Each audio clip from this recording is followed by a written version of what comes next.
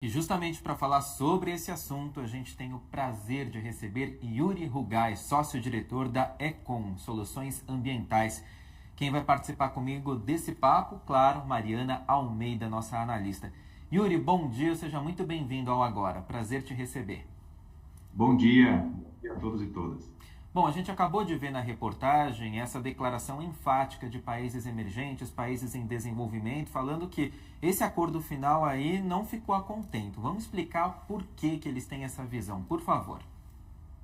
Claro, Rafael. Bom, olha, a discussão gira em torno do custo, né, de se evitar e de se mitigar os efeitos das mudanças climáticas, né? Então, todo ano os países discutem quantos dólares, né, quantos bilhões de dólares são necessários para esse trabalho global. Então, a gente está falando de um dinheiro que vai vir de alguns países e vai ser aplicado no planeta inteiro. E aí, esse ano, foi aprovado esse valor de 300 bilhões, mas o que se pedia era 1,3 trilhão, né, com base em uma estimativa de cálculos que foi apresentada. E aí, para a gente ter uma ordem de grandeza, né, no Brasil, o problema que nós tivemos no Rio Grande do Sul está custando mais ou menos 20 bilhões de dólares, né? Então, é um país que está, em tese, precisando ou precisaria de 20 bilhões de dólares. E nós temos quase 200 países no mundo.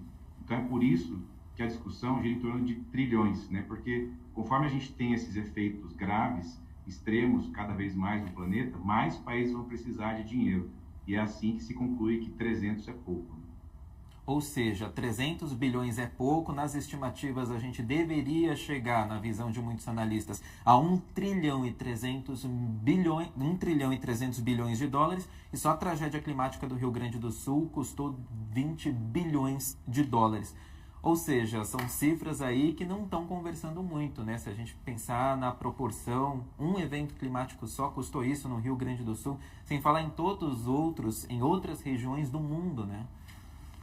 Exatamente. Isso é um caso do Brasil, né? O Brasil tem mais casos no Pantanal, na Amazônia. A gente acompanha agora o caso da Espanha, né? Então, se a gente tiver, por exemplo, 20 casos, como o do Rio Grande do Sul, num ano, já ultrapassa esse valor de 300 bilhões, né? Então, é por isso que se diz que é pouco. E também por que se diz isso? Porque a cada ano que se passa, os eventos extremos são mais frequentes e são piores. Então, se a gente pegar como base esse ano de 2024 e analisarmos os eventos, daqui a 5 anos, quando nós estivermos analisando de novo, eles serão piores, provavelmente, né, com base no que a ciência tem apontado. Então, nós tínhamos, há algum tempo atrás, um evento extremo a cada 20, 30 anos no planeta. Agora, a gente tem mais de um evento todos os anos. Então, é uma mudança bastante significativa. E eu queria um pouco te ouvir também a respeito de que, acho que, primeiro assim, de fato não tem como não se colocar no sentido de que a urgência ela só se acelera cada vez mais e a nossa resposta é sempre um pouco menor do que a nossa, enquanto sociedade, do que talvez seja necessário para o clima. Mas queria que você comentasse em relação ao salto, né? Porque tinha um acordo anterior de 100 bilhões de dólares, né, vindo dos países desenvolvidos, isso é importante. Acho que nesses acordos todos tem uma questão que é quem mais emitiu até agora CO2 é quem se responsabiliza. E no acordo anterior demorou um monte para os países desenvolvidos chegarem a 100 bilhões. E os 100 bilhões ao ano que tem chegado para a temática também não chega, às vezes, da maneira mais interessante possível. Chega muito em crédito, né? Não vem direto recurso que poderia, por exemplo, no caso do Rio Grande do Sul, tem muito recurso que é recurso de reconstrução, de investimento, até de transferência para as famílias que foram afetadas, que não tem retorno. Então, assim, pensar do 100 para o 300, tem um ganho ou não tem jeito? A gente só tem que lamentar o 1 trilhão que falta. E, por outro lado, será que esses 300 chegam de maneira efetiva? O tipo de recurso é um recurso que começa a dar conta de maneira mais concreta aí ao recurso que se precisa para também adaptar, além de mitigar? Mariana, acho que essa é uma discussão, uma das mais ricas que nós tivemos lá, é uma das mais complexas, né, nos eventos dentro das assembleias, né, da ONU, como também fora, né, nos eventos que acontecem em paralelo. Então, assim, um dos modelos, né, de financiamento é o de doação, né? Então, países podem doar recursos. E o Brasil é um país que recebe alguns milhões, né? São milhões de dólares que o Brasil recebe quando tem determinados resultados, normalmente atrelados à conservação, né, evitar desmatamento.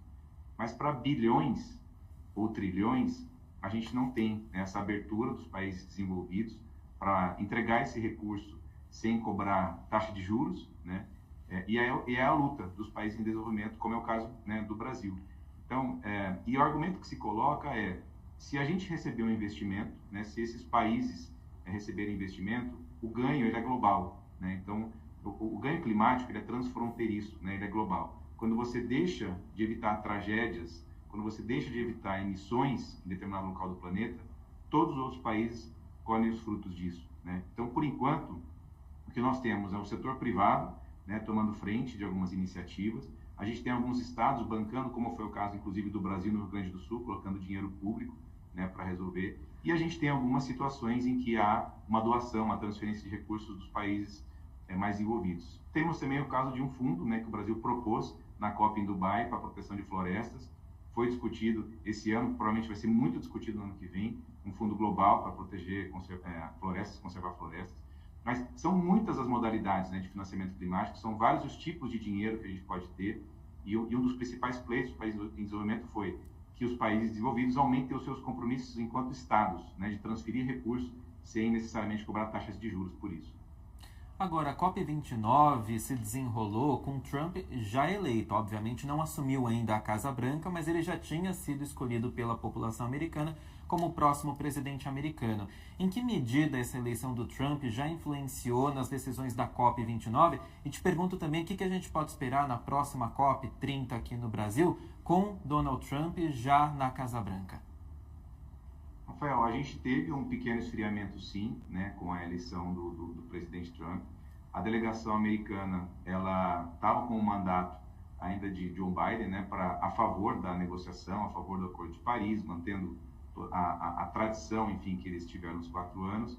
Mas, claramente, essa eleição do Trump impactou. A gente também teve o encorajamento de outros países, como a própria Argentina, que mandou retirar os delegados, né, eles voltarem para casa, e alguns outros países que acabaram com uma sensação de empoderamento dessa via, né, de certa maneira, boicotar o encontro, porque tem uma outra visão em relação a mudanças climáticas, né? Então, esse é um dos principais pontos desafiadores, foi um dos principais pontos desafiadores dessa COP, vai ser também em Belém. E nós temos também outras situações econômicas, né? O conflito entre Rússia e Ucrânia, a questão econômica da Alemanha.